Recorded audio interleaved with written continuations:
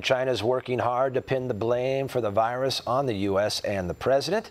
But as One America's Pearson explains, there's plenty of evidence corruption in the communist nation's government is really to blame.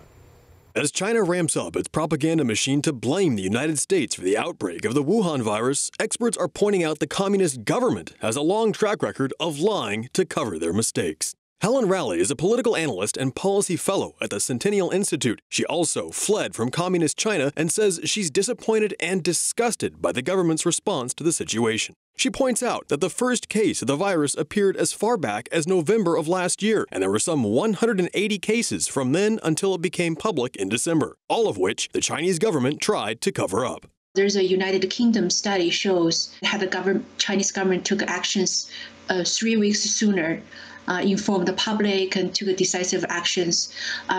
The spread would have been eliminated by 95%. We will still live a normal life had the Chinese government took actions early on. Helen also explains China bears the brunt of responsibility for not listening to the doctors who were trying to share information with the public and instead did everything it could to silence them. In fact, in January, Chinese officials and their state media even claimed the virus wasn't a problem and there was no need to panic and that it wasn't spreading significantly in the country. In this kind of a political structure, which is very emphasized about controlling all the messaging, you can only present a certain image, positive image of the government, of the leadership.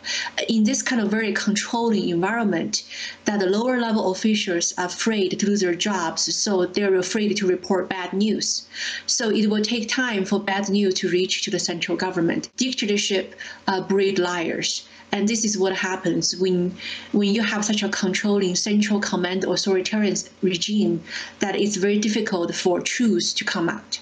She said even as hospitals were filling up with patients, the communist government refused to acknowledge the problem, instead insisting the media run stories saying there was no outbreak. So when you make the citizen journalists disappear, and when you get rid of the foreign journalists, then they can say whatever they want to. We have no idea to verify. Helen explains that no government has ever had the courage to challenge the corrupt communist Chinese until President Trump. She adds President Trump is correct in calling it the Chinese virus. We call it Spanish flu. Nobody had the issue with the Spanish flu. It looks to me that Beijing is forcing Trump's hand because Beijing was the one to through their foreign ministry spokesperson that accusing the virus was created in the United States by U.S. military.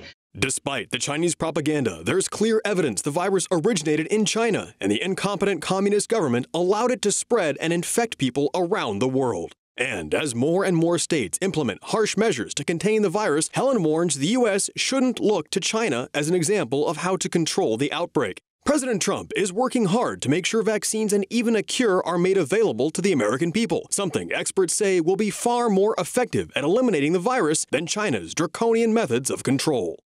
Pearson Sharp, One America News. Want to see more videos like this?